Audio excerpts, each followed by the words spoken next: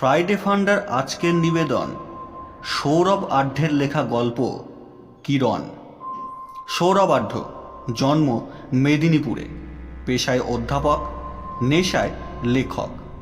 লেখালেখির জন্য বিভিন্ন পুরস্কার পেয়েছেন।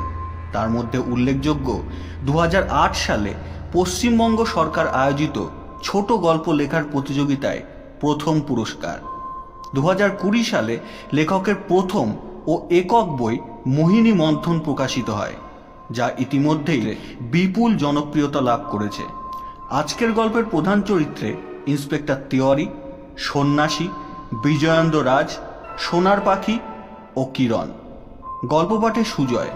অন্যান্য চরিত্রে নবনীতা, অরিজিৎ, স্মৃতি, অতনু, সুরাজ, সৌম্যদীপ ও শুভঙ্কর। শুরু হচ্ছে সৌরভ আঢ্যের লেখা গল্প কিরণ।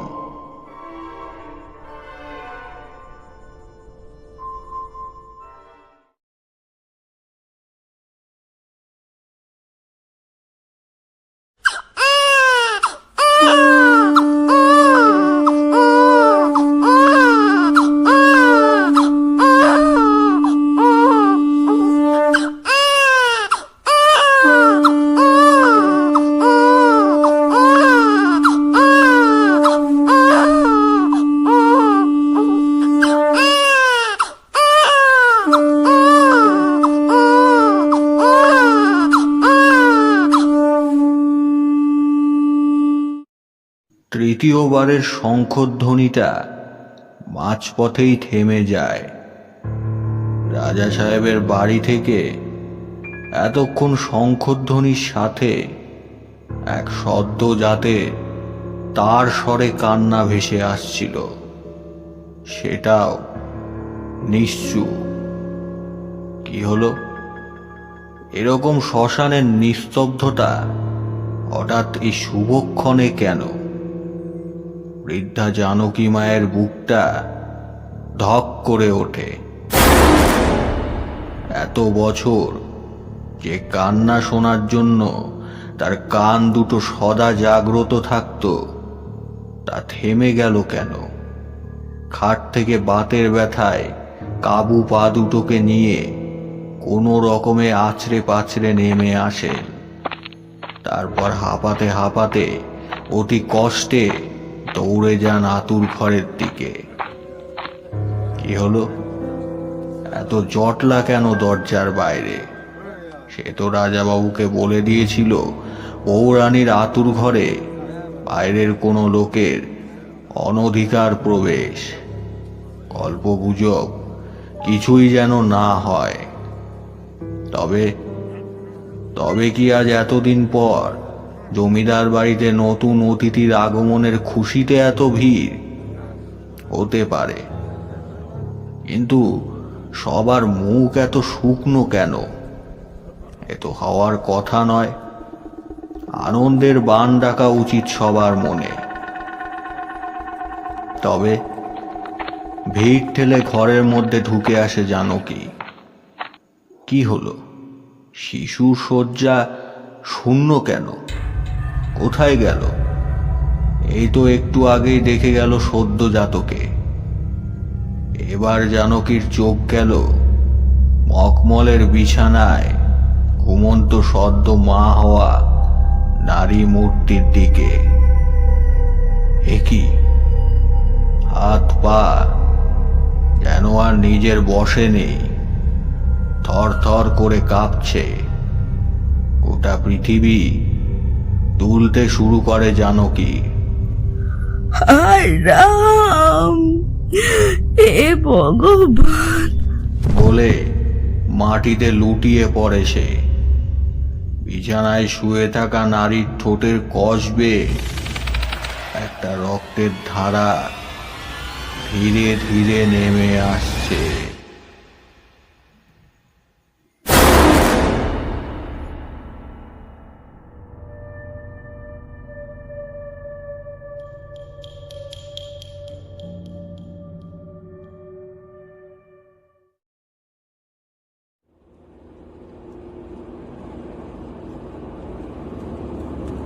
ন্যাশনাল হাইওয়ে 18 ধরে একটা একটা মার্সিডিজ দ্রুত গতিতে ছুটে চলেছে। একটু এগিয়েই ডান দিকে আচমকা একটা বাঁক নিল গাড়িটা। রাস্তার বাঁ পাশে একটা হোটেলের নিয়ন সাইন জল করছে, মানিক হোটেল। আর একটু এগিয়েই ধলভূমঘর বাস স্ট্যান্ড। সেটাকে বাঁ হাতে রেখে গাড়িটা হুশ করে বেরিয়ে গেল। সামনের ডিভাইডার আর রাস্তা দিক নির্দেশকারী স্টিকারগুলো গাড়ির হেডলাইটের আলোয় চকচক করছে। সন্ধ্যা পুরোপুরি না নামলেও মেঘের কালো জবনিকা যেন বড্ড তাড়াতাড়ি নেমে এসেছে পৃথিবীর বুকে। আর সেই কালো পর্দাটা ভেদ করে দুটো আলোর অপসারী রেখা সামনের আধারটাকে কিছুটা হলেও ফিকে করেছে।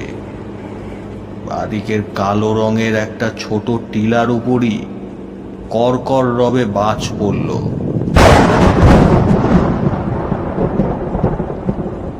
গাড়িটার গতি কি আর একটু বাড়ল? গাড়ি তো না, যেন পক্ষীরাজ। সহসা চারদিক ঝাপসা করে প্রবল বেগে বৃষ্টি নামলো। সামনের ওয়াইপার দুটো থেকেই কাজটাকে পরিষ্কার করছে। তবে গাড়ির ভেতরেও কাজ ঘোলাটে হতে শুরু করেছে। কিন্তু গাড়ির গতিবেগ কমালে হবে না, যত দ্রুত সম্ভব পৌঁছাতে হবে, না হলে বড্ড দেরি হয়ে যাবে, বড্ড বেশি দেরি। গাড়ির চালক বাঁ হাতে স্টিয়ারিংটা সজোরে ধরে রেখে ডান হাতে একটা কাপড়ের টুকরো নিয়ে কাজটাকে মুছতে শুরু করে।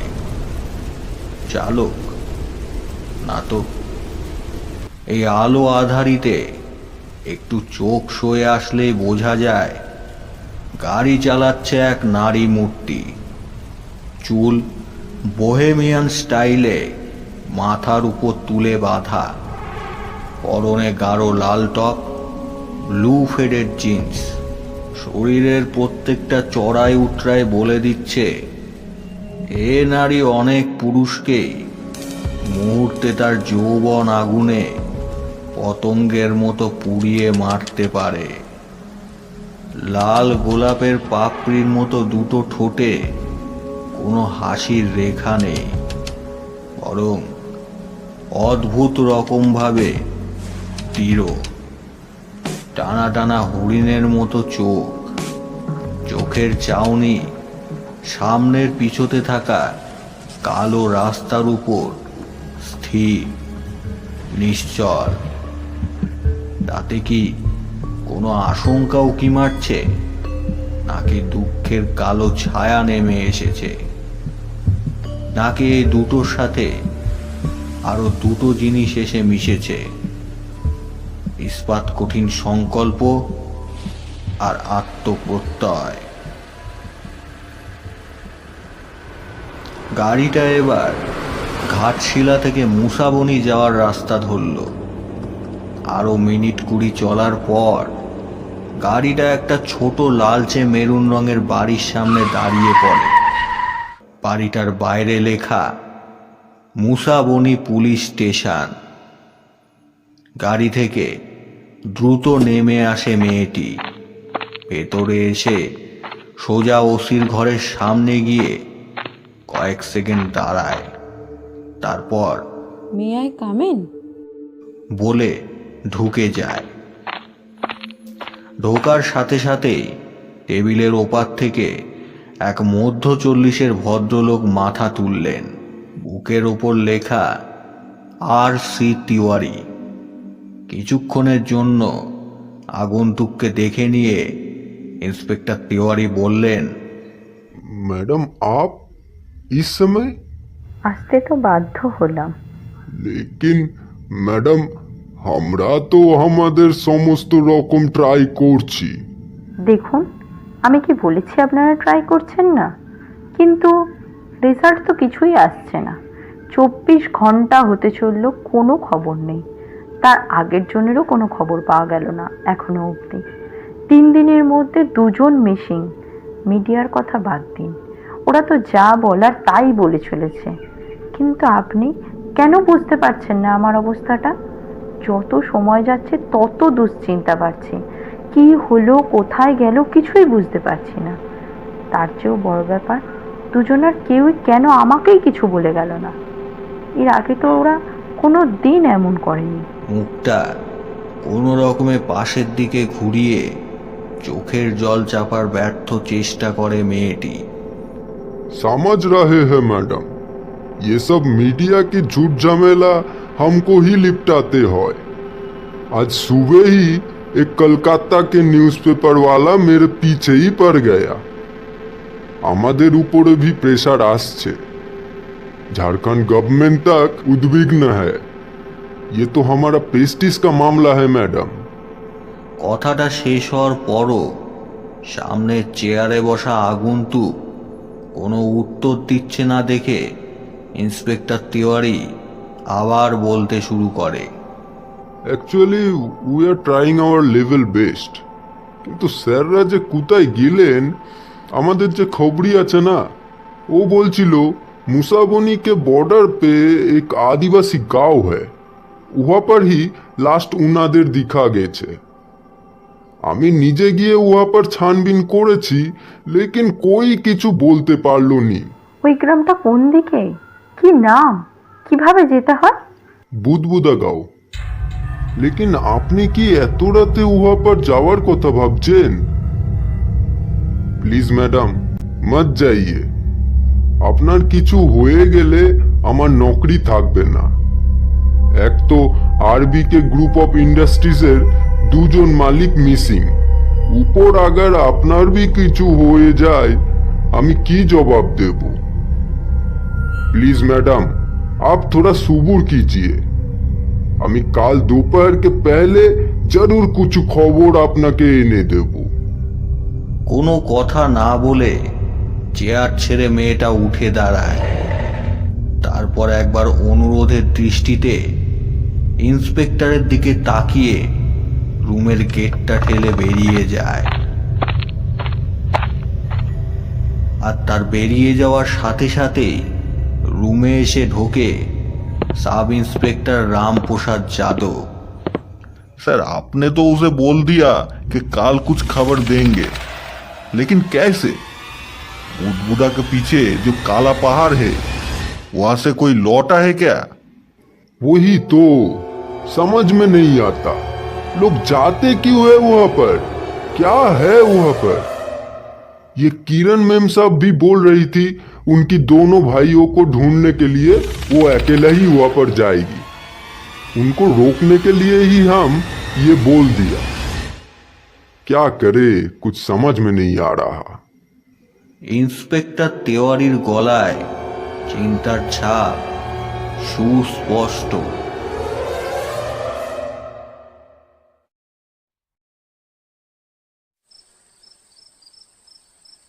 মৃত শহরের মতো ঘুমিয়ে আছে মুসাবনি। আগে মৌ ভান্ডারের কপার মাইন্সের জন্য এই শহর জমজমাট ছিল। পশ্চিমবঙ্গ, উড়িষ্যার পাশাপাশি সারা ভারতবর্ষের নানা প্রান্ত থেকে বিভিন্ন ভাষাভাষী, বিভিন্ন সংস্কৃতির মানুষ এখানে এসে থাকতে শুরু করেছিল। ছোটনাগপুর মালভূমির এই অঞ্চলকে কেন্দ্র করে নানা ইন্ডাস্ট্রিও তৈরি হয়েছিল। তদানীন্তন বিহারের, বর্তমান ঝাড়খণ্ডের ইস্ট সিংভূম জেলার অন্তর্গত এই মুসাবনিতে বাঙালির সংখ্যা প্রচুর। এমনকি মাইন্সের কোম্পানিগুলোর স্কুলগুলোতেও বাংলা সেকেন্ড ল্যাঙ্গুয়েজ হিসেবে নেওয়া যেত। কিন্তু তারপর আস্তে আস্তে কপার মাইন্সগুলো বন্ধ হয়ে যেতে শুরু করলো। কোম্পানির স্কুলগুলো উঠে গেল একে একে। বহু লোক কাজ হারালেন, কিন্তু তবুও কিছু মানুষ রয়ে গেলেন এখানেই। দীর্ঘ 9-10 বছর বেতন নেই, কোম্পানির কোয়ার্টারের কোনো মেইনটেন্স নেই। তারাও আস্তে আস্তে অন্য পেশাতে যেতে শুরু করলেন। তাদের কিছুজন ছড়িয়ে গেলেন জামশেদপুর, রাঁচি, ঝাড়খণ্ডের নানা প্রান্তে। আর এই পরিত্যক্ত, বিবর্ণ, ভেঙে পড়া কোম্পানির কোয়ার্টারগুলো জেগে থাকলো তার অতীতের স্মৃতি নিয়ে।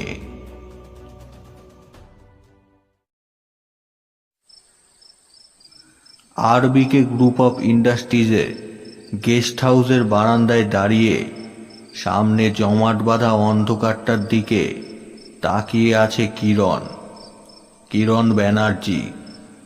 আরবিকে ইন্ডাস্ট্রিজের 50% মালিকানা ওর নামেই।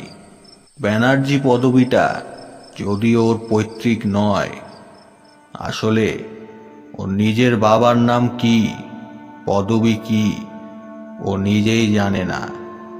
ও শুধু জানে ওকে কোনো এক নদীর ধার থেকে তুলে নিয়ে এসেছিলেন সৌরভ ব্যানার্জি নামের এক শিক্ষক। বিশাল বড়লোক না হলেও টাকা পয়সার অভাব ছিল না তার। এমনকি তার একটা অনাথ আশ্রমও ছিল। সেখানেই কিরণের মেয়েবেলা কাটে। কিন্তু নিয়তির নিষ্ঠুর পরিহাসে ওর বয়স যখন মাত্র 7 বছর, তখন সৌরভ ব্যানার্জি মারা যান। আর তারপরই ওকে নিজের বাড়িতে নিয়ে যায় সৌরভ ব্যানার্জির 2 ছেলে, অরুণ আর বরুণ। নিজের বোনের মতো লেখাপড়া শেখানো থেকে ওর খুঁটিনাটি খেয়াল রেখে চলেছে ওর 2 ভাই। এখন অবশ্য সবাই জানে ওরা 2 ভাই 1 বোন। এমনকি অরুণ বরুণ যখন এই আরবিকে গ্রুপ অফ ইন্ডাস্ট্রিজে শুরু করে, তার 50% মালিকানা অবধি কিরণের নামে করে দেয়। আর আরবিকে নামটাই তো ওদের 3 জনের নামে, আর ব্রাদার্স অ্যান্ড কিরণ। অরুণ আর বরুণের আর নিয়ে আর ব্রাদার্স, এভাবে নাম, যাতে মালিকানার ভাগাভাগিটা স্পষ্ট বোঝা যায়। ওরা না থাকলে কোথায় যে ভেসে যেত কিরণ কে জানে। সেই ওরা যে এখন কোথায় কে জানে। একটা দীর্ঘশ্বাস বেরিয়ে আসে কিরণের বুক চিরে। সামনের রাস্তার উপর কুণ্ডলি পাকিয়ে শুয়ে একটা কুকুর। কিছুক্ষণ আগে বৃষ্টি একটু ধরেছে, কিন্তু আকাশের নিচের দিকে দিগন্তের কাছে ভাঙাচোরা কোম্পানির কোয়ার্টারগুলোর পেছনে যে কালো পাহাড়টা দেখা যাচ্ছে, তার উপরে মাঝে মাঝেই বিদ্যুতের রেখা খেলে যাচ্ছে, আর তার সাথে গুম গুম ধ্বনি। চড়াই উত্তরায় রাস্তাটা অতীত পিচের স্মৃতি নিয়ে শুয়ে আছে। তাতে স্থানে স্থানেই চাপ চাপ অন্ধকার জমাট বেঁধেছে। सब माया है, सब माया है। হঠাৎ একটা চিৎকারে সম্বিত ফেরে কিরণের। কে? কিরণ একটু ভালো করে তাকিয়ে বুঝতে পারে সামনের অন্ধকারটা পিছনে রেখে এগিয়ে আসছে একটা মূর্তি। দেহটা সামনে একটু ঝুঁকে আছে, মাথার চুল উস্কো খুস্কো। লোকটা এবার প্রায় ওদের গেস্ট হাউসের সামনে। গেস্ট হাউসের সোডিয়াম ভেপারের আলোটা ওর মুখের উপর পড়েছে। सब माया है, सब माया है, सब माया है, सब माया है। আবার চিৎকার করে ওঠে লোকটা। তারপর একবার দোতলার এই বারান্দার দিকে তাকিয়ে গ্রিলের গেটটার উপর ঝুঁকে পড়ে লোকটা। এবার একটু নিচু গলায় বলে, वहां पर मत जाना, वहां पर सब माया है, सब माया है। তারপর আবার তার স্বরে চিৎকার করে ওঠে। सब माया है, सब माया है। সহসা সামনের সিকিউরিটির যে ছোট রুমটা আছে সেখান থেকে একজন সিকিউরিটি গার্ড বেরিয়ে এসে বলে, এই ভাগ ভাগ यहाँ से। লোকটা এবার কিছুটা দৌড়ে পালায়, তারপর ঘুরে একটা ছোট ঢিল তুলে ছুঁড়ে মারে গার্ডকে লক্ষ্য করে। লাগে না, তার বদলে গেটে লেগে ঠং করে একটা শব্দ ওঠে। গার্ড এবার লোকটার দিকে তেড়ে যায়। सब माया है, सब माया है। বলতে বলতে লোকটা এবার দৌড়ে পালায়। কে ছিল ও? पता नहीं मैम साहब, कोनो पागल হবে। আগে কোনো দিন দেখিনি। এই মাসখানেক ইসি টাইম पर वही बात চিল্লাতে চিল্লাতে যায়, কিন্তু কোনো দিন গেটের কাছে তো আসে না। আজ पहली बार এলো।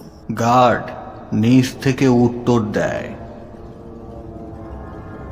হঠাৎ চারদিক কাঁপিয়ে সশব্দে একটা বাজ পড়ে সামনের কালো পাহাড়টার উপর। তার সাথে আবার ভেসে আসে, सब माया है, सब माया है।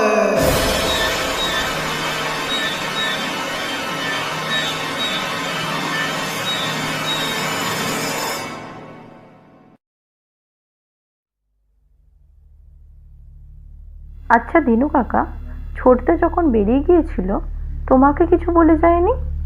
না দিদিমণি, কোনোদিন তো এরকম করে না। আমি তোমাদের ছোট থেকে মানুষ করেছি।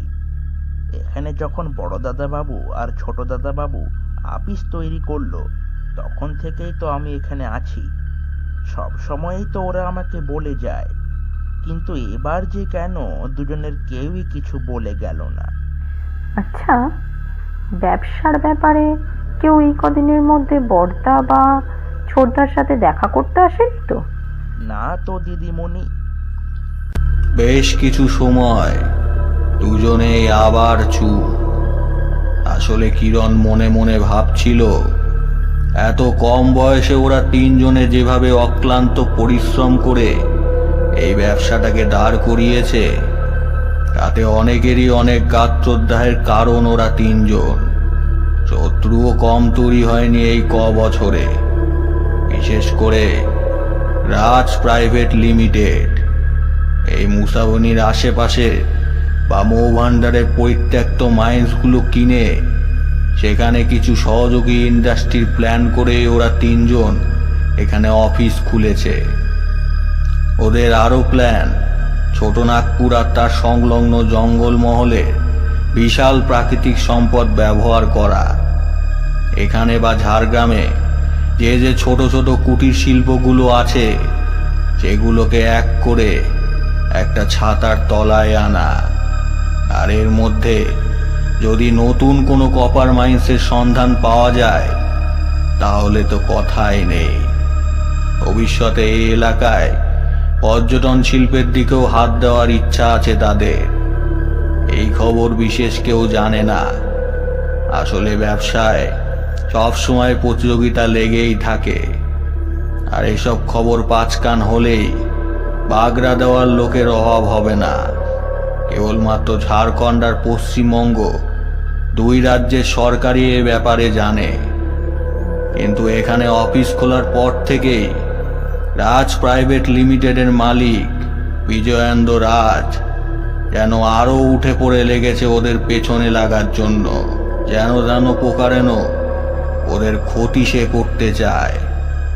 সামনাসামনি কোনোদিন দেখা না হলেও এমনিতে লোকটা সজ্জন বলেই শোনা যায়, কিন্তু ব্যবসার ক্ষেত্রে বড্ড একরোখা। সেখানে কোনো প্রতিপক্ষ রাখতে সে রাজি নয়, তা সে যত ছোটই আর যত নতুনই হোক না কেন। এমনকি তাদের সোজা উপায় হারাতে না পারলে বাঁকা রাস্তা ধরতেও দ্বিধা করে না। কিন্তু বিভিন্ন সমাজসেবামূলক কাজ থেকে শুরু করে রাজনীতির ভোটের খেলায় দেদার টাকা ঢালে। আইপিএলও এবার নতুন দল কিনবে বলে শোনা যাচ্ছে। তাই নেতা, পুলিশ থেকে সাধারণ মানুষ সবাই বেশ সমীহের চোখেই দেখে। আর কিরণের ভয়টা ঠিক সেইখানেই। অরুণ আর বরুণের এই রহস্যময় অন্তর্ধানের পেছনে বিজয়েন্দ্রর কোনো ভূমিকা নেই তো? আর তাই হয়তো পুলিশ সঠিকভাবে তদন্ত করছে না। দিদিমণি, বড় দাদাবাবু যেদিন হারিয়ে গেলেন তার ঠিক 2 দিন আগেই এক সাধু বাবা নিচের ড্রয়িং রুমে দেখা করতে এসেছিলেন। তখন ছোট দাদাবাবুও সেখানে ছিলেন। আমি সাধু বাবার সিধের জন্য চাল ডাল দিতে গিয়ে শুনি উনি এখানকার কোনো একটা গ্রামের নাম বলছিলেন। হঠাৎ দীননাথের কথাটা মনে পড়াতে বলে ওঠে, কি নাম মনে আছে? নাম নাম কি যেন একটা বলেছিল। বুধ বুধ বুধবুদা? হ্যাঁ হ্যাঁ, ঠিক মনে পড়েছে, বুধবুদা। আবার সেই বুধবুদা।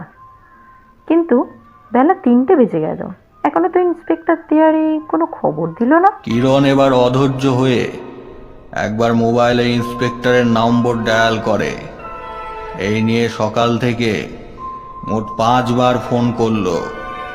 কোনো বাড়ি, কোনো সদুত্তর পায়নি। না, ফোনটা লাগছে না, নট রিচেবল বলছে। কিরণ এবার উঠে দাঁড়ায়। না, আর দেরি করতে মন চাইছে না। আচ্ছা, সেদিন সন্ন্যাসী ওই গ্রামে কিভাবে যেতে হয় সেটা বলেছিল কি? না তো দিদিমণি, আমিও তো দাদাবাবুদের সাথেই এখানে এসেছি, কিছুই তো সেভাবে চিনি না এখানকার। তবে ভিখু নামের যে দারোয়ান আছে না, সে ছোট দাদাবাবুকে একদিন বলেছিল ওটা নাকি জামশেদপুর যাওয়ার দিকে পড়ে। আচ্ছা, সব কিছুর উত্তর ওই বুদবুদাতে। না, পুলিশ এত দেরি করছে কেন? আর ওয়েট করা ঠিক নয়। প্রায় 36 ঘন্টা হতে চলল ছোটদা নিখোঁজ। মনে মনে বলে কিরণ। তারপর দীননাথের উদ্দেশ্যে বলে, আমি বুদবুদা যাচ্ছি, ইন্সপেক্টর তেয়ারি যদি জানতে চান তো বলো।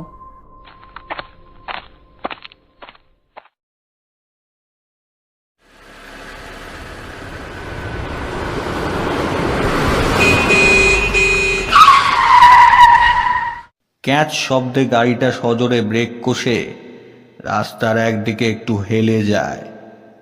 এত জোরে ব্রেক কষেছে যে গাড়ির সামনের এয়ার ব্যাগটাও বেরিয়ে এসেছে। না বেরিয়ে এলে কিরণের মাথা ঠুকে যেত। নিজেকে একটু সামলে নিয়ে দরজা খুলে বিরক্ত হয়ে বেরিয়ে আসে কিরণ। মানছে যে গাড়ির স্পিডটা একটু বেশি ছিল, কিন্তু তা বলে এতবার হর্ন দেওয়ার পরেও সরবে না। কানে কালা নাকি? ওকে বাঁচাতে গিয়ে আরেকটু হলে বিশাল বড় অ্যাক্সিডেন্ট হয়ে যেত। কানে শুনতে পান না নাকি? তখন থেকে হর্ন দিচ্ছে, আরেকটা হলে তো আমি পড়তে বসেছিলাম। কিরণ চিৎকার করে ওঠে, কিন্তু যার উদ্দেশ্যে বলা তার কোনো হেলদোল নেই। সে এক মনে সামনের কালো পাহাড়টার দিকে তাকিয়ে আছে। পরনে নিম্নাঙ্গে গেরুয়া ধুতি, ঊর্ধ্বাঙ্গে একটা গেরুয়া ওড়না। মাথার জটা চাপ হয়ে নেমে এসেছে পিঠের ওপর। কপালে বিভূতি দিয়ে আঁকা তিলকের 3টে দাগ, তার মাঝে একটা সিঁদুরের লম্বা তিলক যেন তৃতীয় নয়নের মতো ধক ধক করে জ্বলছে। কি হলো, কালা নাকি? এমনিতেই এইসব ভণ্ড সাধু সন্ন্যাসীদের ওপর কিরণের কোনো কালেই সেভাবে শ্রদ্ধা ভক্তি বিশেষ নেই। তার উপর এর জন্য তো সামনের বড় পাকুর গাছটাতে ধাক্কা মারতে মারতে কোনো রকমে বেঁচেছে। এবারও কোনো উত্তর নেই। তার দৃষ্টি এখনো পাহাড়ের দিকে স্থির। আস্তে আস্তে সূর্য নেমে যাচ্ছে ওই পাহাড়ের আড়ালে অধুরির এক মুঠো লাল আলো ঝাঁপিয়ে পড়ছে সন্ন্যাসীর মুখের ওপর, কিন্তু ঈশান কোণে এক টুকরো কালো মেঘ দ্রুত জমা হচ্ছে। আবার কি বৃষ্টি আসবে নাকি? একরাশ বিরক্তি নিয়ে আবার গাড়ির দিকে হাঁটতে শুরু করে কিরণ। তুই যে রাজনন্দিনী সেটা কি তুই জানিস? পেছন থেকে একটা গম গমে গলা ভেসে আসে। কিরণ পেছন ফিরে দেখে সাধু এবার এক দৃষ্টিতে তাকিয়ে আছে তার দিকে। এসব উল্টোপাল্টা বকছে, এই রূপকথার গল্প নাকি? সে রাজকন্যা? যত সব ভণ্ড সাধু, এসব বলে মানুষের মন গলিয়ে টাকা ইনকামের ধান্দা। কিরণ মনে মনে আরো বিরক্ত হয়। শোন বেটি, তুই রাজনন্দিনী, মানুষকে উদ্ধার করতেই তুই এসেছিস। ওই উত্তর পূবের বুদবুদা গ্রামের পূবের উত্তরে কালো পাহাড় আছে। কেউ জানে না কিন্তু ওটা তামার পাহাড়। ওই পাহাড়ে হীরের গাছের উপর ডালে সোনার পাখি আছে। সে বলে দেবে তোর দাদাদের খোঁজ। কি বলল? তামার পাহাড় দাদাদের বাঁচাবে? তার মানে কি ওই পাহাড়ে তামার খনি আছে যেটা এখনো অবধি আবিষ্কৃত হয়নি?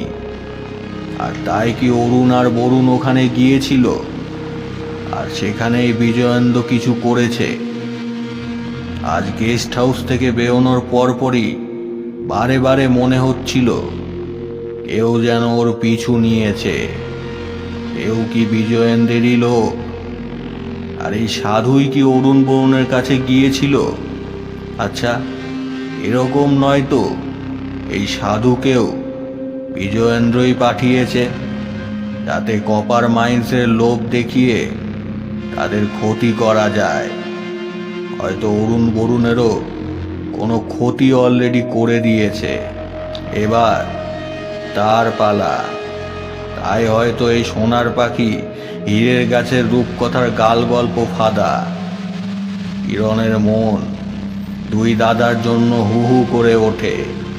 বুঝতে পারে কোনো অজ্ঞাত আততায়ী মাকড়সার মতো ধীরে ধীরে একটু একটু করে তার চারদিকে জাল বুনছে, কিন্তু তার কিচ্ছু করার নেই। তাকে যে যেতেই হবে ওই বুদবুদা গ্রামে, হয়তো কালো পাহাড়েও। সে পিছন ফিরে অকস্মাৎ সাধুকে হাত জোর করে প্রণাম করে। কেন করলো নিজেও জানে না। তারপর গাড়ির দিকে হাঁটতে শুরু করলো। শোন বেটি, আর একটা কথা, ওই পাহাড় মায়া পাহাড়। পেছন থেকে কেউ যদি তোকে ডাকে তাহলেও পেছন ফিরে তাকাবি না। ঘুরেছ কি মরেছ। পেছন থেকে সাধুর মেঘ নিন্দিত কণ্ঠস্বর আবার ভেসে আসে। মেঘটার এখন আর এক টুকরো নয়, দ্রুত সারা আকাশ ঢেকে যাচ্ছে। গুড় গুড় করে তার গর্জন আছড়ে পড়ে চারিদিকে।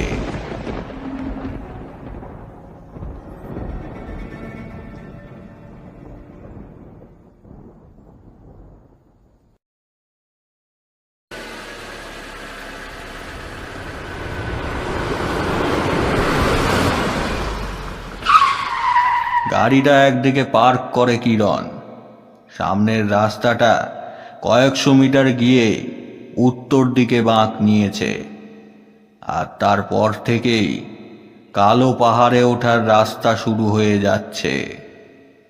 এখানে আসার আগে সে গায়ের কয়েকজনকে জিজ্ঞাসা করেছিল, কিন্তু কেউ সেভাবে বলতে পারেনি।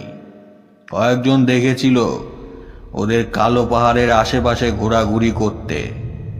এর বেশি আর কেউ কিছুই জানে না, বা জানলেও বলতে রাজি নয়। আসলে কালো পাহাড়কে এরা রীতিমতো ভয় করে। গ্রামবাসীদের মতে এই কালা পাহাড়ে কোনো এক অদ্ভুত জীব আছে, যার শীষ রাতের আধারে শুধু এই গ্রাম নয়, আশেপাশের গ্রাম থেকেও শোনা যায়। আর সেই জীব যক্ষের মতো পাহারা দিচ্ছে কোনো এক অতুল্য সম্পদ। যারা এই সম্পদের লোভে ওই পাহাড়ে গেছে, তারা কেউ ফেরেনি। তাদের কাছে কিরণ এই গায়ের অতীত ইতিহাসও জানতে পারল। এই গা খুব বেশি দিনের তৈরি নয়, মাত্র 200-300 বছর আগে তৈরি। আগে এই অঞ্চল বনভূমি ছিল, আর ছিল বিশাল এক ঝিল। ওই কালো পাহাড়ের ওপর থেকে একটা ঝর্ণা নেমে এসে মিশত সেই ঝিলে, আর ঝিলের জল বয়ে গিয়ে মিশত সুবর্ণ রেখাতে। সারা বছর জল না থাকলেও বর্ষার জলে সেই ভরন্ত যৌবনা রূপালী ঝর্ণা যখন লাফিয়ে পড়তো ঝিলের বুকে, তখন সে দৃশ্য নাকি স্বর্গের অমরাবতীকেও হার মানাতো।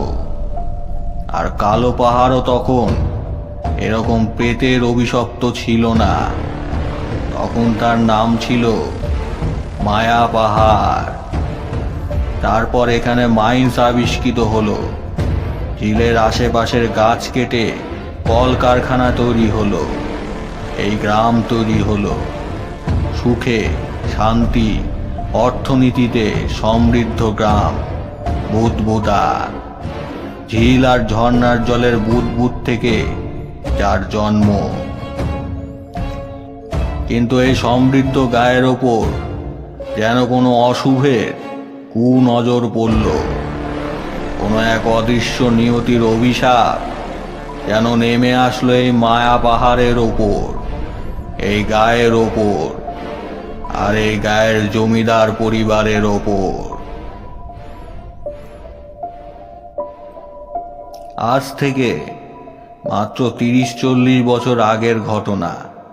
গ্রামের এক সাধারণ পরিবারের মেয়ের বিয়ে হয়েছিল গ্রামের জমিদার পরিবারে। ভালোবেসেই বিয়ে করেছিল দুজনে। পাহাড়ের নামেই মেয়েটির নাম ছিল মায়া। বিয়ের 8 বছর পরেও মায়ার কোনো সন্তান ভূমিষ্ঠ হলো না, গর্ভেই মারা যেতে থাকলো একে একে। তখন গায়ের রাজ জ্যোতিষী বিধান দিলেন, যদি মায়া এক রাতের জন্য মায়া পাহাড়ে অবস্থান করে, তাহলে তার গর্ভে সন্তান আসবে, আর সে পৃথিবীর আলো দেখবে। প্রথমত মায়াকে মায়া পাহাড়ে রেখে দিয়ে আসা হলো। মায়া আবার গর্ভবতী হলো, কিন্তু সে রাতের পর থেকেই তার আচরণ অদ্ভুতভাবে পরিবর্তন হতে শুরু করলো। কখনো হা হা করে হাসে, কখনো কেঁদে ভাসায়। খাবার পরিমাণও অস্বাভাবিক বৃদ্ধি পেল। অত খাবার কোনো মানুষে খেতে পারে না, একমাত্র রাক্ষসী বা ডাকিনীদের পক্ষেই অত খাবার খাওয়া সম্ভব। তার আচরণ দেখে গায়ের মানুষ ভয় পেলেও জমিদার বাড়ির ঠাকুরুনি বলে কেউ কিছু বলতে সাহস পেল না। স্বাধীনতার পর জমিদারি নেই, কিন্তু ঠাটবাট কমেনি একরত্তিও। আইনি বেআইনি মাইন্সের ব্যবসায় বিপুল অর্থের মালিক এই জমিদার পরিবারকে এখনো সবাই বেশ মেনে চলে। এদিকে যত গরম মাস বেড়েছে, মায়ার মধ্যে রাক্ষসী সত্তা যেন তত বেড়ে চলেছে। তার এক বিশ্বস্ত অনুচর ছাড়া কাউকেই যেন সে আর সহ্য করতে পারে না। এমনকি জমিদারের ছেলে অবধি তার কাছে যেতে ভয় পায়। রাতের অন্ধকারে মাঝে মাঝে এদিক ওদিক ঘুরে বেড়ায় সে। মায়া পাহাড়ের জঙ্গলে তাকে অনেকে ওই গর্ভবতী অবস্থাতেও রাতের বেলায় ঘুরে বেড়াতে দেখেছে। শেষে একদিন প্রসব যন্ত্রণা উঠল। বড় বাড়ির বউয়ের এরকম মানসিক অবস্থা বলে বাড়িতেই ডাক্তার নার্স এনে আতুর ঘরেই প্রসবের ব্যবস্থা হলো। তার কয়েক ঘন্টার মধ্যে আতুর ঘর থেকে শিশুর কান্নার শব্দে জমিদার বাড়িতে শাক বেজে উঠল। কিন্তু তারপরেই এমন একটা সংবাদ নাচ বেরিয়ে এসে দিল, যা শুনে গায়ের সবার শিরদাঁড়া দিয়ে হিম শীতল স্রোত নেমে গেল। জন্মের পর শিশুকে পরিষ্কার করার পর মায়ের পাশে দিয়ে নার্স কিছুক্ষণের জন্য খাওয়া দাওয়া করতে আতুর ঘর থেকে বাইরে বেরিয়েছিল। ফিরে এসে দেখে শিশু নেই। সবাই হুড়মুড়িয়ে আতুর ঘরে ঢুকে দেখল মায়া তখনও ঘুমোচ্ছে, কিন্তু তার ঠোঁট, চিবুক, বুক, হাত রক্তে মাখামাখি। আর সেই রক্ত যে সেই সদ্যজাত শিশু, সেটা আর কাউকে বলে দিতে হলো না। ডাকিনী রাক্ষসী নিজের পেটের সন্তানকে চিবিয়ে খেয়ে নিশ্চিন্তে এখন ঘুমোচ্ছে। এমনকি রাত জ্যোতিষী অবধি স্বীকার করলেন তিনি এক রাতে মায়াকে মায়া পাহাড়ের জঙ্গলে হরিণ মেরে কাঁচা মাংস চিবিয়ে খেতে দেখেছেন। রাতের আধারে সেই ভয়ঙ্কর অমানুষিক দৃশ্য দেখে তিনি চমকে উঠে পালিয়ে এসেছিলেন, কিন্তু জমিদারের ভয়ে কাউকে কিছু জানাতে পারেননি। তারপর থেকে রাক্ষসী মায়ার আর কোনো খোঁজ পাওয়া যায়নি। তার সেই বিশ্বস্ত অনুচর মায়া রাক্ষসীর ভয়ে পাগল হয়ে যায়। কিছুদিন পর জমিদাররাও বাড়িতে তালা লাগিয়ে কলকাতায় চলে যায়। শোনা যায় জমিদার পুত্র নাকি এখন মুম্বাইয়ে থাকে, বিশাল ব্যবসার একমাত্র মালিক। কিন্তু সে আর কোনোদিন বুদবুদাতে ফিরে আসেনি। হয়তোবা ভালোবেসে যাকে বিয়ে করেছিল সেই রাক্ষসী জমিদার বউ বা নিজের সদ্যজাত সন্তান হারানোর যন্ত্রণায়। কিন্তু অভিশপ্ত কালো রাতে শেষবারের মতো আকাশ ভেঙে বৃষ্টি নেমেছিল। মাঝরাতে প্রচণ্ড শব্দে বাজ পড়ল মায়া পাহাড়ের ঠিক চূড়াতে। তারপর যে কি হলো, এই অঞ্চলে বৃষ্টি কমতে কমতে প্রায় শূন্যের দিকে। মেঘ করে কিন্তু বৃষ্টি হয় না। মুসাবনিতে বৃষ্টি হচ্ছে, জামশেদপুরে বৃষ্টি হচ্ছে, আশেপাশে সব জায়গায় বৃষ্টি হচ্ছে, কিন্তু বুদবুদাতে এক বুদ বৃষ্টি নেই। ঝর্ণা শুকালো, ঝিল শুকালো, সুবর্ণরেখার সাথে সংযোগও শুকালো। মানুষ জলের জন্য সকাল সকাল 10 মাইল দূরে পাশের গ্রাম থেকে জল আনতে শুরু করলো। কিছুজন গ্রাম ছেড়ে চলে গেল।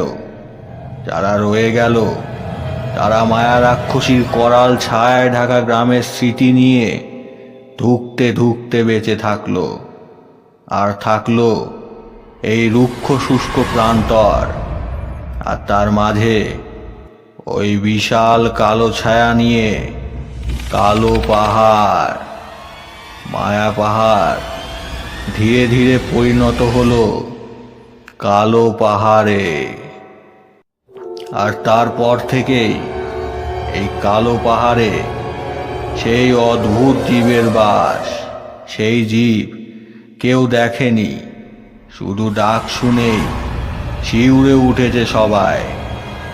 এই জীব নাকি ওই মায়া রাক্ষসীর পোষা কোনো ভয়ঙ্কর প্রাণী। রাক্ষসী কোথায় কেউ জানে না। কিন্তু ওই জীব রাক্ষসীর ধনভাণ্ডার আগলে চলেছে। এই 30 বছরে কতজন দেশে সম্পদের সন্ধানে ওই অপার্থিব জীবের সন্ধানে ওই কালো পাহাড়ে গেছে, কিন্তু তাদের কেউ ফিরে আসেনি।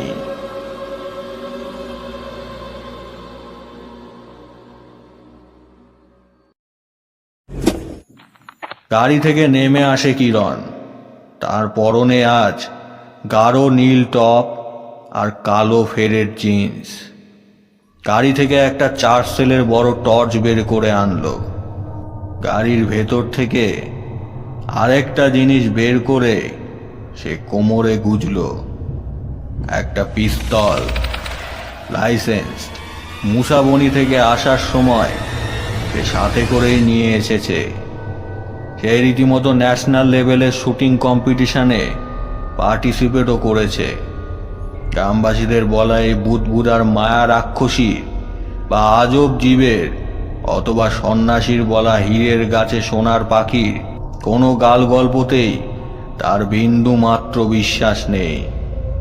কিন্তু এই ঘোর বর্ষায় এই কালো পাহাড়ে সাপ খোপের যে অভাব হবে না, এ ব্যাপারে সে নিশ্চিত। আর যদি সত্যি বিজয়েন্দ্রর দল তার পিছু নিয়ে থাকে, তাকে মারার জন্য এসে থাকে, বা তার দাদাদের যদি কোনো ক্ষতি করে থাকে, তাহলে তাদের প্রাণে না মারলেও চিরদিনের জন্য অকেজ করে দিতে সে বিন্দু মাত্র দ্বিধা করবে না। টর্চটা জ্বালিয়ে সে আস্তে আস্তে সাবধানী পা ফেলে উঠতে শুরু করে। আকাশে এক ফালি চাঁদ মেঘের আড়াল থেকে উকি মারছে, কিন্তু তা ধূসর মেঘে যেন আরো ঘোলাটে। বিকেলের জমতে থাকা মেঘ এখন আরো ঘন হয়ে ঝুলে আছে। তার ছায়ায় পাহাড়ের আনাচে কানাচে স্তূপ স্তূপ অন্ধকার জমেছে। শুকনো খটখটে পাথুরে জমি আর তার উপর মরা গাছের ডালপালায় জমে আছে ধুলো। মাঝে মাঝেই গাছের ডালে মাকড়সা জাল বুনছে। বিশাল বিশাল 6টা লোমশ পা যেন এই কালো পাহাড়ের শেষ রসটুকু শুষে নেবে। কোনো শব্দ কোথাও নেই, নিস্তব্ধ, নিষ্কম্প। নিস্তব্ধতা যে এত ভয়াবহ হতে পারে এখানে না আসলে ও বুঝতে পারত না। ফিরে যাবে, কাল সকালে আসবে না, তাহলে আরো দেরি হয়ে যাবে হয়তো। পুলিশ যে কালো পাহাড়ে কোনো দিন তদন্ত করতে আসবে না, সেটা সে এখানকার মানুষের অন্ধ কুসংস্কারেই বুঝে গেছে। অতএব তাকেই খুঁজতে হবে তার দাদাদের, আর সেটা এখনই। যত সময় যাবে ওদের পাওয়ার সম্ভাবনা তত কমবে। বিজয়েন্দ্রর দল আদৌ বাঁচিয়ে রেখেছে কিনা কে জানে।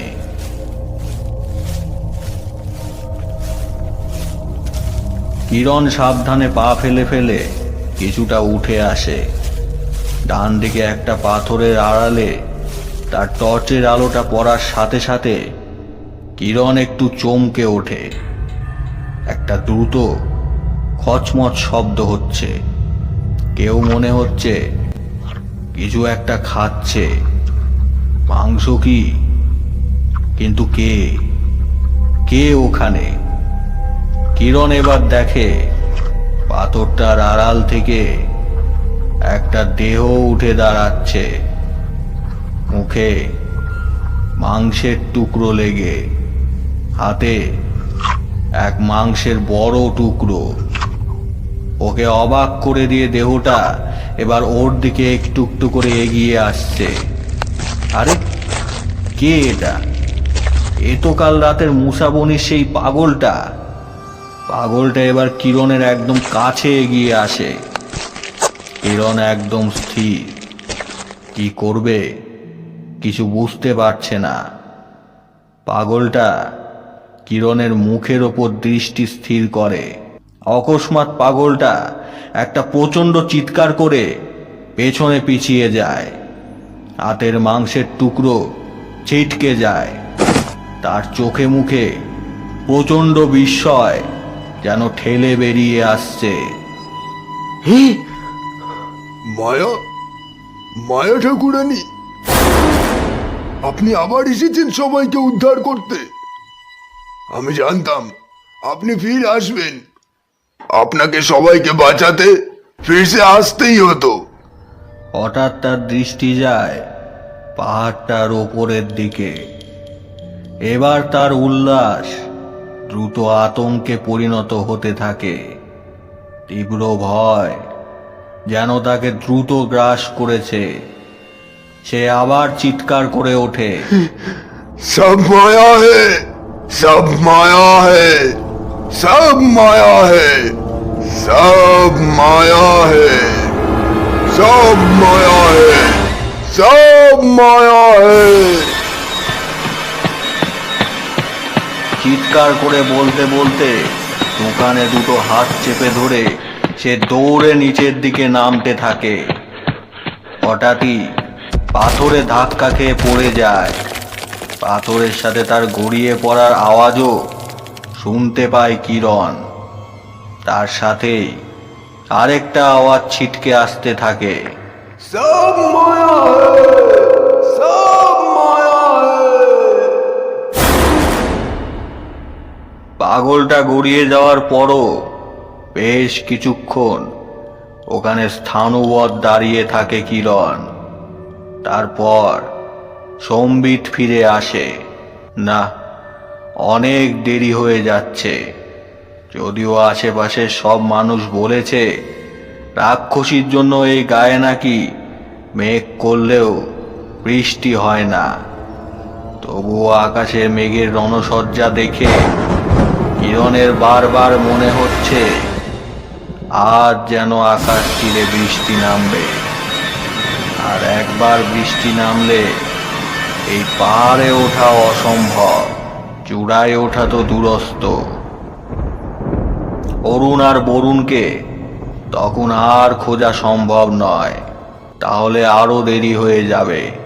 প্রত্যেকটা মুহূর্ত যেন কয়েক বছরের সমান কিরণের কাছে। সে ধীরে ধীরে উঠতে শুরু করে। একটু এগিয়ে পায়ের ওপর একটা শীতল স্পর্শ অনুভব করে কিরণ। শীতল স্পর্শটা সরসর করে ওর পায়ের উপর দিয়েই চলে গেল। সাপ। কিছুক্ষণ দাঁড়িয়ে আবার চলতে থাকে সে। আরে, ওটা কি? কিরণ একটু এগিয়ে টর্চের আলো জিনিসটার ওপর ফেলে। মূর্তি, একটা পাথরের মূর্তি। কি অসাধারণ কাজ!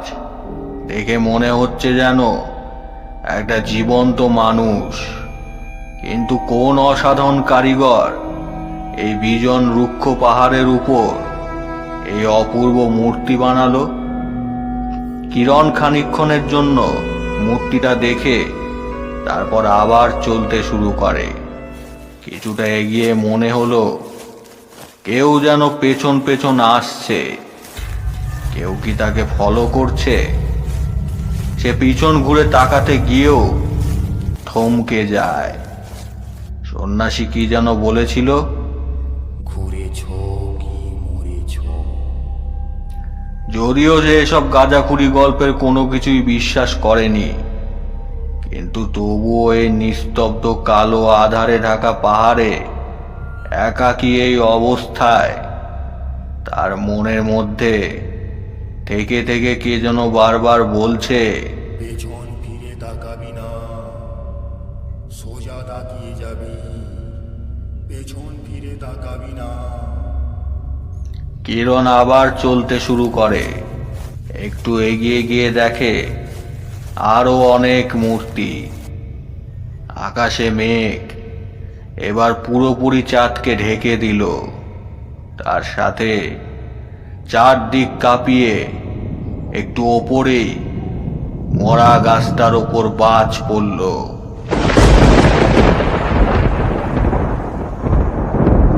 বড্ড বেশি যেন বাজ পড়ছে আজকাল।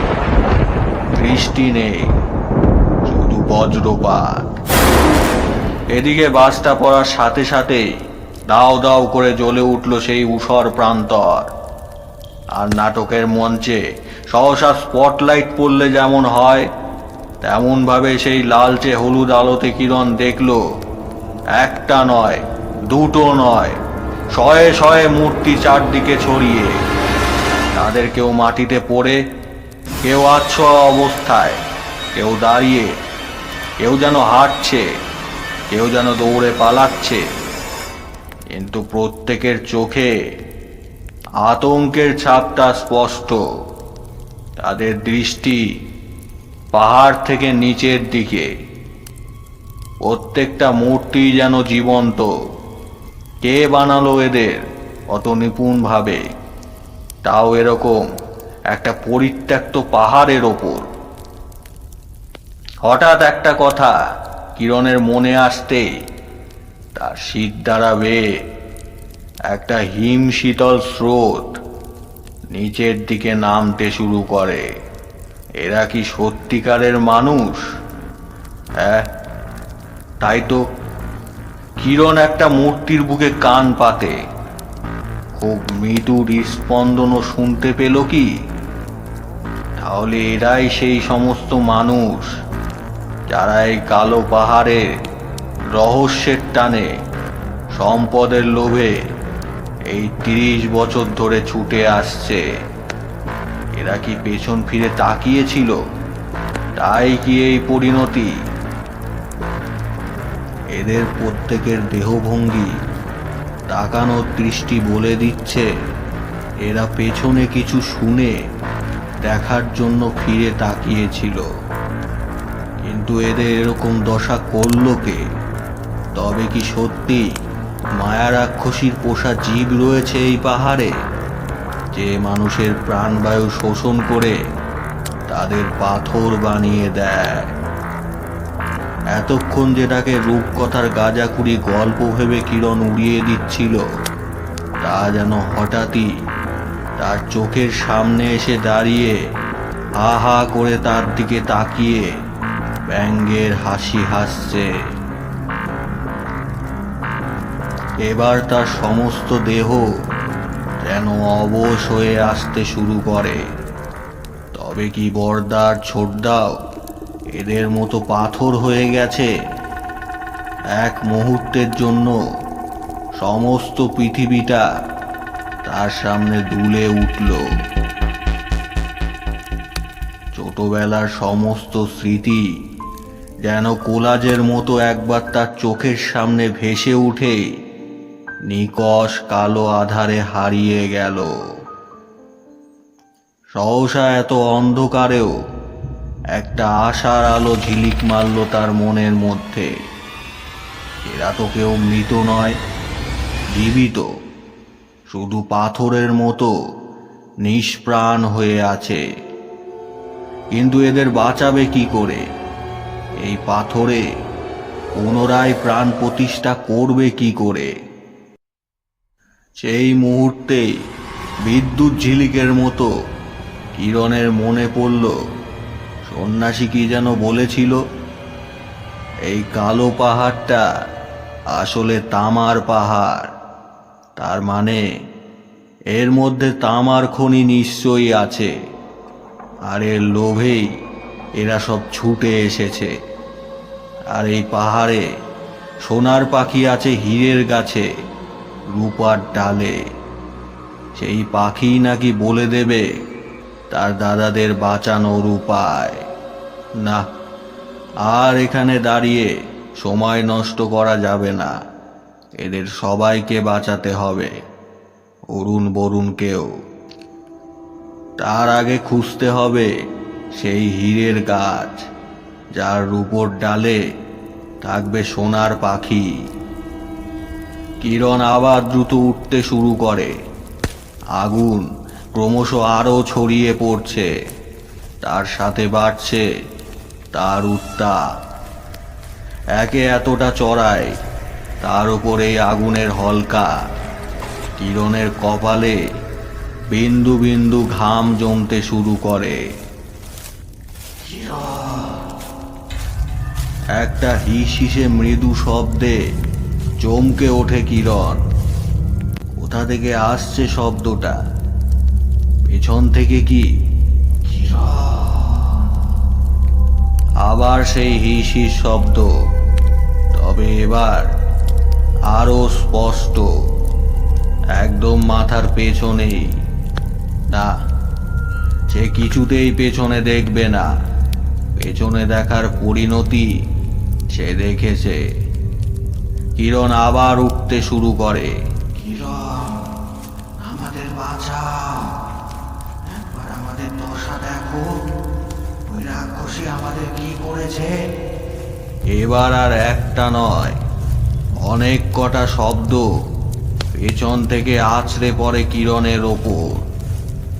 তবুও সে প্রাণপণে নিজের সমস্ত শক্তি একত্রিত করে উঠতে থাকে। কিরণ, বোন আমার, একবার আমার দিকে দেখ। এটা কার গলার আওয়াজ? অরুণের না? বোন, আমাদের ছেড়ে যাস না, আমরা তোকে কোলে পিঠে করে মানুষ করেছি। অরুণের গলা ছাপিয়ে অরুণের গলা ভেসে আসে। কিরণ কয়েক মুহূর্তের জন্য থমকে দাঁড়ায়। পরক্ষণেই তার মনে পড়ে এইসব মায়া পাহাড়ের মায়া, সব মায়া। সে কিছুতেই পেছনে দেখবে না। এখন তার একমাত্র লক্ষ্য সেই সোনার পাখির হদিশ পাওয়া, যে পারবে তার দাদাদের বাঁচাতে। কিরণ দু হাতে কান চেপে ধরে, কোনো শব্দ সে শুনবে না। তারপর রীতিমতো ছুটতে শুরু করে, আর পেছনে ধাওয়া করে যায় অসংখ্য মানুষের কাতর আর্তনাদ।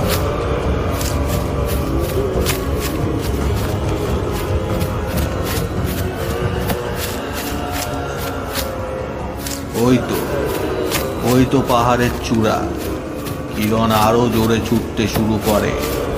মনে হচ্ছে যেন অজস্র হাত তার পা আঁকড়ে ধরছে।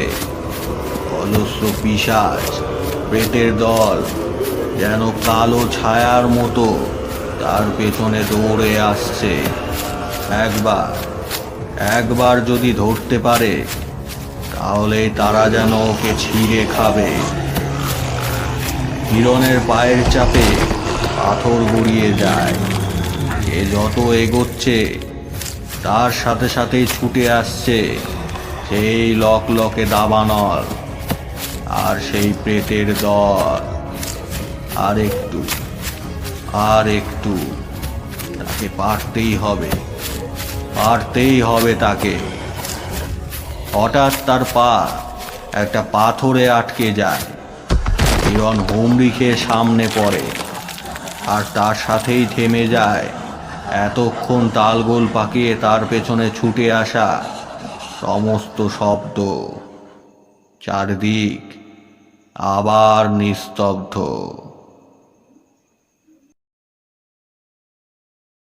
ধীরে ধীরে মাথা তোলে কিরণ। কপালের কোণটা বেশ গভীরভাবে কেটে গেছে। রক্তের একটা ধারা নেমে আসছে কপাল বেয়ে। সেটা ভ্রুর উপর থেকে টপ টপ করে ঝরছে, কিন্তু সেদিকে ওর হুঁশ নেই। ওর দৃষ্টি সামনের দিকে স্থির। কি দেখছে ও? সামনে তো একটা বিশাল জলাশয়। মিশকালো জলের বুকে যেন আকাশের মেঘের আনাগোনা। এটাই কি ছিল তাহলে মায়া পাহাড়ের ঝর্ণার উৎস? ঝর্ণা শুকোলেও এই জলাধারের জল শুকোয়নি। মায়া পাহাড়ের অদ্ভুত মায়ায় তার জল এখনো টলটলে। তার চারদিকে অসংখ্য নানা ছোট বড় গাছ, কিন্তু একটা গাছ জলাশয়ের পাড় থেকে এমনভাবে হেলে গিয়ে মাথা চাড়া দিয়ে উঠে দাঁড়িয়েছে, এক নজরে দেখলে মনে হয় যেন গাছটা জলাশয় থেকেই বেরিয়েছে। সহসা একটা ভোজবাজির মতো জিনিস হলো। মেঘের বক্ষ বিদীর্ণ করে সেই এক ফালি চাঁদ বেরিয়ে এলো ঠিক জলাশয়ের ওপরেই। এতক্ষণে কালো আধার মেঘে দাঁড়িয়ে থাকা চারিদিক তার রূপালি আলোয় যেন ধুয়ে গেল। জলাশয়ের কালো জল মুহূর্তেই রূপালি, যেন রূপোর জলাশয়। আর তার উপর জেগে থাকা সেই গাছ যেন হীরের মতো ঝকঝক করছে, যার ডালগুলো রূপার মতো, পাতাগুলো রূপালি সবুজ। তার মানে কি এই সেই হীরের গাছ যার ডাল রূপার? কিন্তু সেই সোনার পাখি কোথায়? দুহাতে ভর দিয়ে ধীরে ধীরে উঠে দাঁড়ায় কিরণ। আচমকা একটা শোঁ শোঁ শব্দ ওঠে, তার সাথে একটা কান ফাটানো চিঁচি শব্দ। মনে হচ্ছে যেন চারদিক কাঁপিয়ে শত শত দানব যেন ছুটে আসছে এদিকেই। একটা পাখি, বিশাল তার আয়তন। এই পাখি মনে হচ্ছে যেন আরব্য রজনীর রক পাখি। বইয়ের পাতা থেকে এই মাত্র উঠে এসেছে। এই পাখিকে কি ঠাকুমার ঝুলিতে ব্যঙ্গমা বা ব্যঙ্গমী বলা হয়েছে? নাকি এই পাখি ফিনিক্স? নাকি একেই গরুর বলে? নাকি এদের সবগুলো মিলেমিশেই এই পাখির সৃষ্টি? কি অপূর্ব সুন্দর দেখতে! পালক তো নয়, যেন সোনার পাত, চাঁদের আলোয় ঝকঝক করছে। উপরের ঠোঁট ধারালো, ঈষৎ বাঁকা, চোখ দুটো গনগনে লাল, মাথায় ময়ূরকণ্ঠী ঝুঁটি, লেজের দিকে গোলাপি আভা।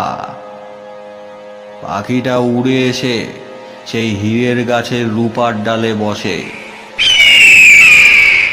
কিরণ হতবাক হয়ে দেখতে থাকে এই অপার্থিব দৃশ্য।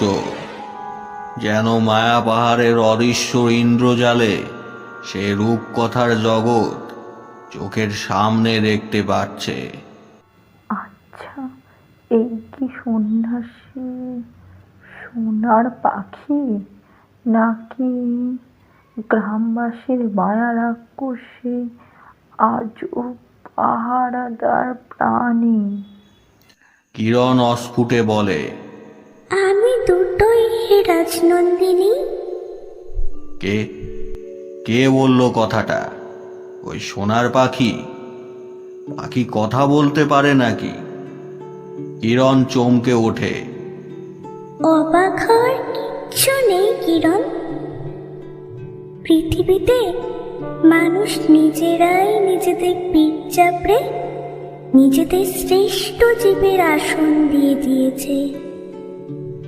কিন্তু এই পৃথিবীতে এখনো অনেক কিছুই আছে যা মানুষের এই মিথ্যে অহংকারের মুহূর্তেই নষ্ট করতে পারে।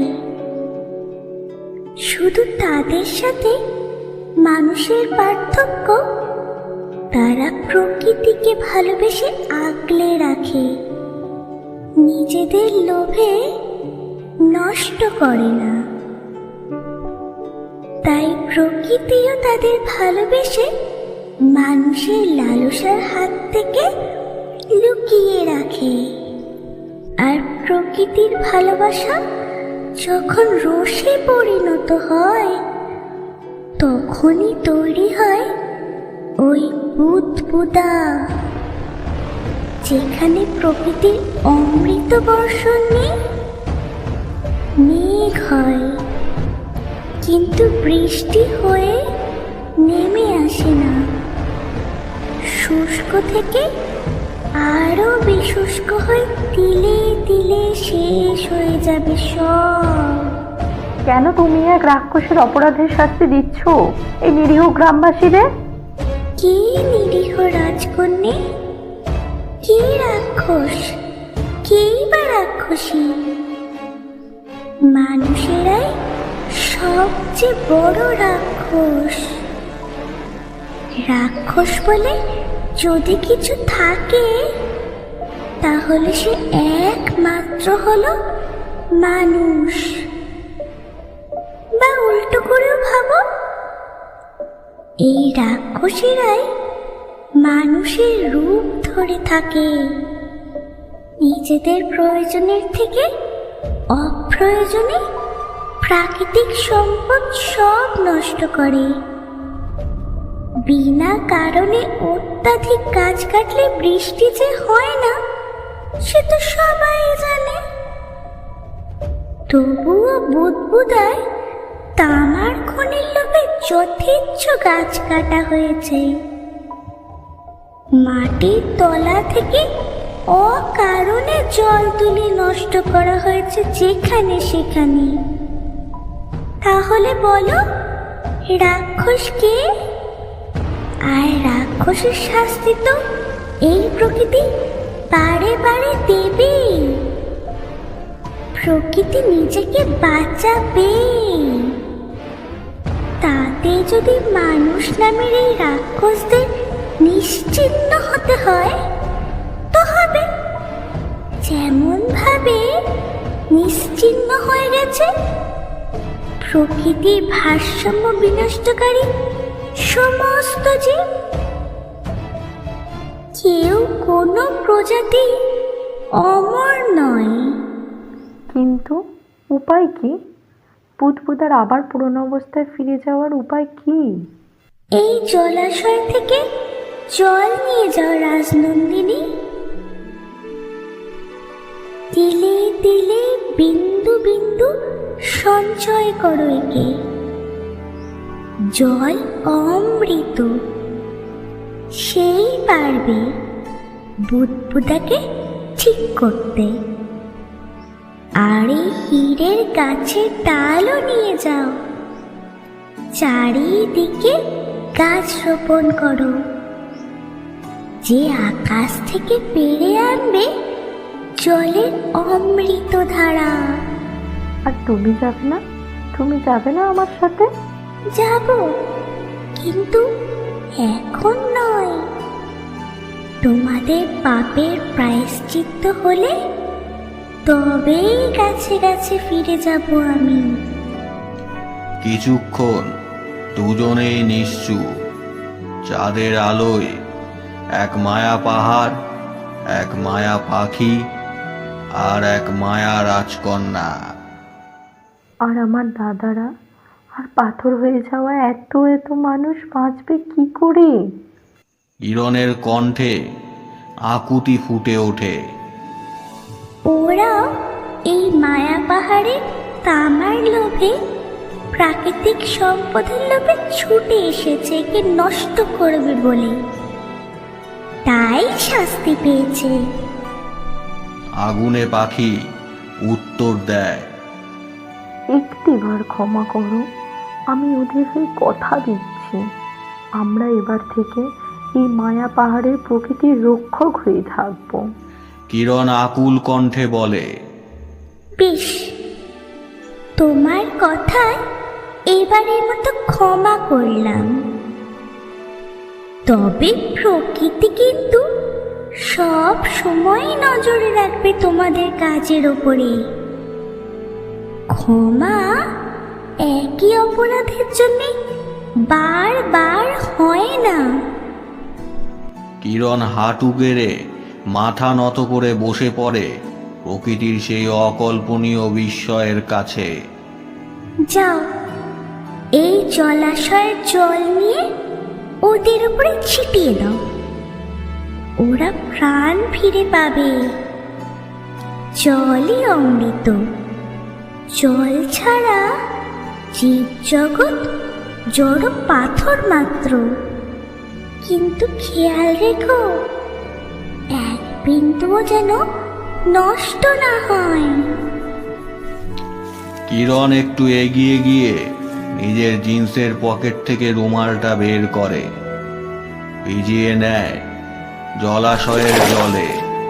তারপর সেই রুমাল ধীরে ধীরে কয়েকশো মূর্তির ওপর বোলাতে শুরু করে, কিন্তু কিছুই হয় না। সব আগের মতোই নিশ্চল পাথরের প্রতিমা। কিরণ আবার তাকায় সেই আগুনে সোনার পাখির দিকে।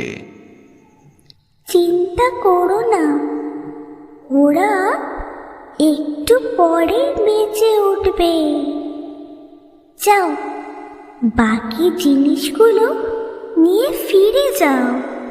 কিরণ কিছুক্ষণ চুপ করে দাঁড়িয়ে থাকে, তারপর ধীরে ধীরে বলে, তখন সন্ন্যাসীও আমাকে রাজনন্দিনী বলেছিলেন, আর এখন তুমিও বলছো, কিন্তু কেন?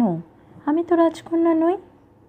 তুমি রাজনন্দিনী, এই বুদবুদা গ্রামের জমিদার পুত্রের কন্যা তুমি। মায়া তোমার মা। তোমাকে তো এই গ্রামকে বাঁচাতে আসতেই হতো। মানে মানে মায়া রাক্ষসী ছিল না? সে তার নিজের সন্তানকে নিজে খায়নি? মা কি কখনো নিজের সন্তানকে নিজে মেরে খেতে পারে? যদি খেয়েই ফেলতো, তাহলে তুমি এলে কোথা থেকে? তাহলে কার অপরাধে এত বড় সর্বনাশ নেমে আসলো এই বুদবুদাতে? কে সেই রাক্ষস? কিছুক্ষণ আবার সব নিশ্চুপ। কিরণের হঠাৎ মনে হয় তার পেছনে একটা ছায়া মূর্তি যেন এসে দাঁড়িয়েছে। তবে কি দাদারা বেঁচে উঠল? সে চকিতে পেছনে তাকায়। কেউ? এ তো রাজ প্রাইভেট লিমিটেডের মালিক বিজয়েন্দ্র রাজ। তাহলে যে সন্দেহ সে করেছিল সেটাই ঠিক। বিজয়েন্দ্র রাজ ওর আর ওর দাদাদের পিছু নিয়েছিল। এখন কি চায় ও? কিন্তু কিরণ যত না বিস্মিত হয়েছে, তার চেয়ে অনেক বেশি চমকে উঠেছে বিজয়েন্দ্র রাজ। বিস্ময়ে তার চোয়াল ঝুলে গেছে। সে বিড়বিড় করে বলছে, মায়া? কিন্তু মায়া কি করে? আমি তো তাকে নিজের হাতে। হ্যাঁ, হুবহু ওর মায়ের মতো দেখতে হয়েছে বিজয়েন্দ্র রাজ। আর কিরণ, তুমি সেই রাক্ষস দেখতে চেয়েছিলে না? ওই দেখো, সেই রাক্ষস তোমার বাবা বিজয়েন্দ্র রাজ। তাই তুমি রাজকন্যা। তুমি আমার বাবা হতে পারো না, কিছুতেই না। আমার বাবা স্বরূপ ব্যানার্জি, যে আমাকে মানুষ করেছে। কে তোর বাবা হতে চায় রে? সব কটা সন্তানকে আমি গর্ভেই মেরেছি। আমার তখন অনেক কিছু করার বাকি ছিল। এই মায়া পাহাড়ের কপার মাইন্স থেকে সারা পৃথিবীর বেতাজ মালিক হওয়ার বাকি ছিল, কিন্তু তোর মা শুনতে চায়নি। সে নাকি পরিবেশ বাঁচাবে। পরিবেশ মাই ফুট। তাই জ্যোতিষীকে টাকা খাইয়ে ওকে মায়া পাহাড়ে পাঠালাম, যাতে রাতের অন্ধকারে মেরে ফেলা যায়। তখন তুই ওর পেটে একেবারেই দুজনকে মারার ফোন দিয়ে এটেছিলাম। তোর মা না মরলে কি সব পরিবেশ বাঁচাওয়ের দলকে থামানো যেত না। বড্ড ঝামেলা করছিল ওরা, কিন্তু মরলো না। তবে আমাকে ওই ষড়যন্ত্রে থাকতে দেখে পাগলের মতো হয়ে গেল। বুঝে ফেললো আমি তার সব সন্তানকে মেরেছি। মায়া আর বিশ্বাস করলো না আমাকে। আমার দেওয়ার খাবার খেত না, তার বদলে নিজে জোগাড় করে খাওয়া শুরু করলো। এবার যে একটাই উপায়, আতুরে প্রসবের পর যখন ও অচেতন থাকবে তখনই মেরে ফেলা। আর গায়ের মূর্খ কুসংস্কারে ডুবে থাকা আদিবাসী মানুষের কাছে ওকে ডাকিনি সাজিয়ে দেব, যাতে ওরাই ওকে পিটিয়ে মেরে ফেলে। একে আগে দুটো বাচ্চা পেটেই মরেছে, তারপর আতুর ঘরে মুখে রক্ত মেখে ঘুমোচ্ছে মায়া। আমাকে আর কিছুই করতে হয়নি, যা করার গ্রামবাসীরাই করেছে। কিন্তু তুই বেঁচে গেলি কি করে? কারণ তুই যাকে মরা ভেবে সুবর্ণরেখার পাড়ে ফেলে এসেছিলিস তাকে তুলে নেয় আর একজন মানুষ। সে তোর মতো রাক্ষস নয়। কে কে তুই? তুই তাহলে কালো পাহাড়ের আজব জীব? হঠাৎ বিজয়েন্দ্র চুপ করে যায়। লোভে তার চোখ দুটো চকচক করছে। পকেটে হাত ঢোকায় আস্তে আস্তে। একে যদি একবার জীবিত বা মৃত ধরা যায়, কত লক্ষ কোটি টাকা ইনকাম হবে ভেবেই লোভে তার চোখ চিকচিক করছে। তার উপরে কালো পাহাড়ের কপার মাইন্সও তার। কে বাধা দেবে? কিরণ, তারা দুটো তো পাথর, এটাকে মারলেই তো কাম ফতে। গুলির শব্দে নিস্তব্ধ কালো পাহাড় কেঁপে উঠল। তার সাথে একটা আর্তনাদ। বিজয়েন্দ্র রাজের বন্দুক পকেট থেকে বের হওয়ার আগেই কিরণের বন্দুক গর্জে উঠেছে। হাত চেপে বসে পড়ে বিজয়েন্দ্র রাজ। এবার মনে হলো যেন প্রচণ্ড আক্রোশে জলাশয়ের চারিদিকের গাছগুলো প্রবল বেগে দুলতে শুরু করেছে। জলাশয়ের জলেও প্রবল ঘূর্ণন, প্রবল শোষ শব্দে কান পাতা দেয়। তার সাথে মনে হচ্ছে যেন বহু শতাব্দী প্রাচীন প্রান্তর যেন জেগে উঠেছে। হুড়মুড় করে প্রবল শব্দ। মূর্তিগুলোর বাইরে পাথরের আবরণ ভেঙে একে একে মানুষ বেরিয়ে আসছে। সোনার পাখি এবার আকাশে উড়ে যায়। তার প্রত্যেকটা পালক থেকে যেন আগুন ঠিকরে বেরোচ্ছে। গোল করে পুরো পাহাড়ের চূড়া জুড়ে উঠতে থাকে সে। তাতে সেই চিচি কান ফাটানো শব্দ। চাঁদ আবার মেঘের আড়ালে। গুরু গুরু মেঘের শব্দে চারদিক ভরে উঠল। অরুণ আর বরু কিরণের দুদিকে এসে দাঁড়ায়। তার পেছনে অসংখ্য ছায়া মূর্তি। সহসা বিজয়েন্দ্র রাজ উন্মাদের মতো এই সোনার পাখি আমার চাই, এই তামার পাহাড় আমার চাই, আমার চাই বলে চিৎকার করতে করতে ছুটে যেতে থাকে সেই জলাশয়ের দিকে। আর ঠিক সেই মুহূর্তে চারিদিক নীলাভ সাদা আলোয় ঝলসে দিয়ে মায়া পাহাড়ের উপর 30 বছর আগের মতো আবার বাজ পড়ল।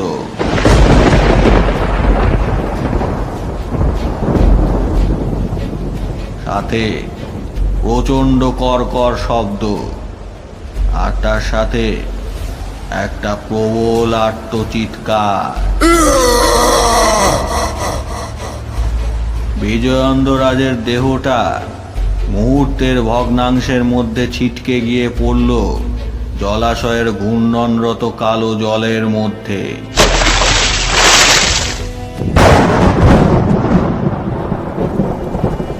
নিমেষে তলিয়ে গেল দেহটা। আর তারপরই মুষলধারায় বৃষ্টি নামলো কালো পাহাড় সহ সমস্ত বুদবুদা গ্রামে।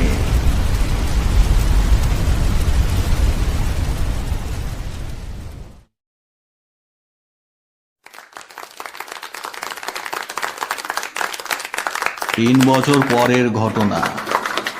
ওয়ার্ল্ড এনভায়রনমেন্ট সোসাইটি আজ চিকাগোতে এক বিশেষ অধিবেশনে ইন্ডিয়ার বুদবুদাকে ওয়ার্ল্ডের মডেল ভিলেজ হিসেবে ঘোষণা করল।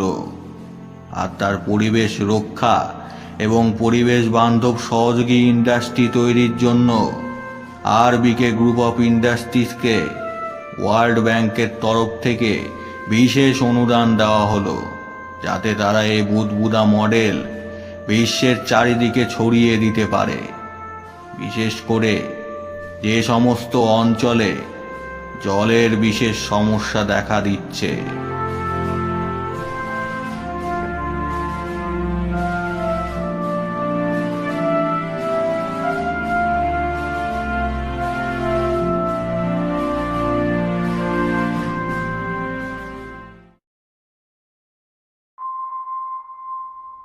শুনছিলেন কিরণ, রচনা সৌরভ আঢ্য, গল্প পাঠে সুজয়, অন্যান্য চরিত্রে নবনীতা, অরিজিৎ, স্মৃতি, অতনু, সুরাজ, সৌম্যদীপ ও শুভঙ্কর।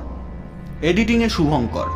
সমগ্র পরিকল্পনাটি প্রযোজনা ও পরিচালনায় ট্রায়াঙ্গেল প্রোডাকশন। আগামী শুক্রবার ঠিক রাত 8টায় আরও একটি ভয়ঙ্কর গল্প নিয়ে হাজির হবে ফ্রাইডে ফান্ডা।